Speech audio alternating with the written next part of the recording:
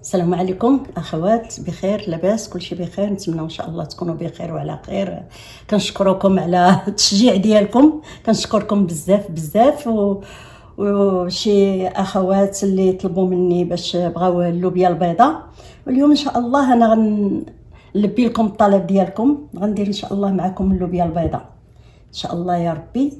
نبداو بالمقادير.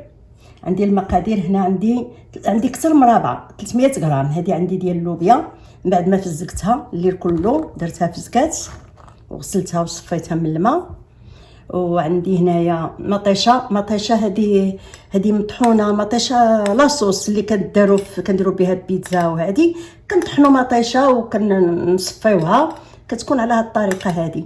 او تحكي مطيشه على حسب، الا كانت عندك مطيشه تاخدي مثلا 3 د المطيشات غتحكهم وديرهم يطيبوا. عندي هنايا 3 د المعالق ديال المطيشه.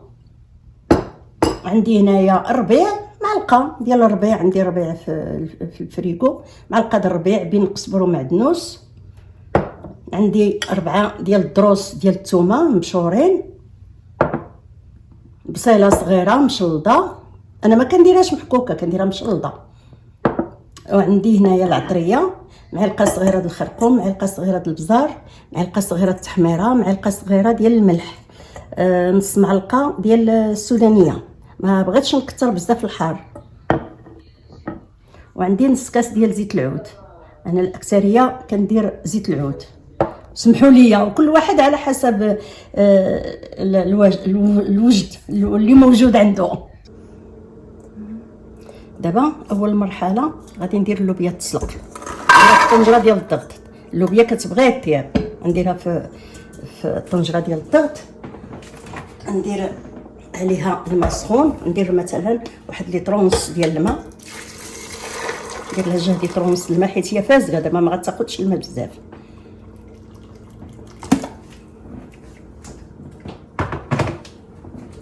غادي نسلق اللوبيا، ندير اللوبيا تسلق ونرجع معكم.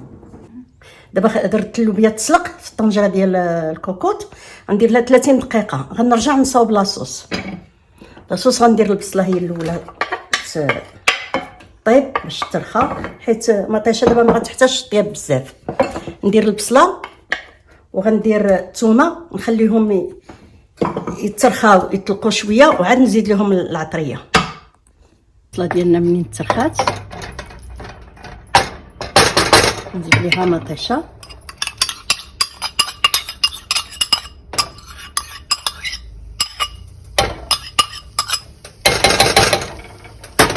نزيد الربيع حتى هو،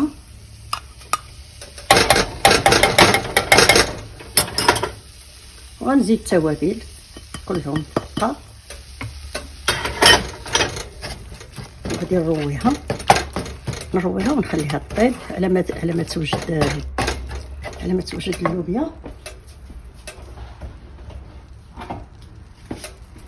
نرويها هنايا، عندي هنايا تقريبا 2 كيسان كبار ديال الماء.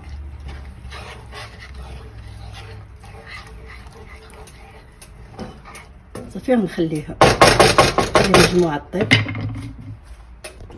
دابا من بعد اللوبيا ما درتها تسلقات غنصفيها هنايا،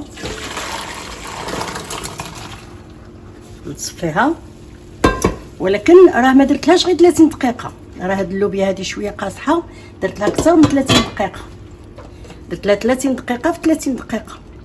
دابا نصفيها وغنزيدها مع لاصوص اللي زدت رويتها، زدت 1 الكاس ديال الماء، خليتها طابت على المهل، زدت كاس ديال الماء، وعاد غنرد معاها هذه نخليها عاوتاني تزيد طيب معاها، نخليها تزيد طيب معاها باش تندمج معاها. ونزيد ليها الزيت ما كنبغيش نديرو في الاول باش تيبقى الطيبه ديال زيت العود، تبقى المذاق ديال زيت العود. دابا غنخليها تزيد طيب معاها واحد نص ساعه.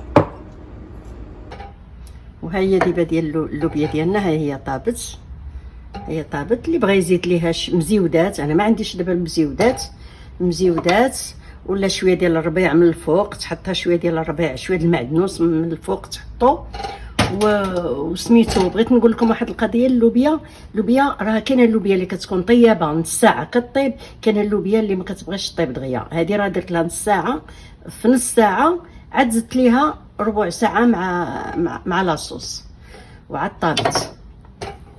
وواحد القضيه اللي نقول لكم، لما بغات شي حاجه طيب لكم كانت شويه ما بغاتش طيب، غديروا لها مثلا واحد العظيم ديال التمر تلقوا معاها وتخليه حتى طيب، وتحيد هذاك العظم ديال التمر كيعاونها في الطياب.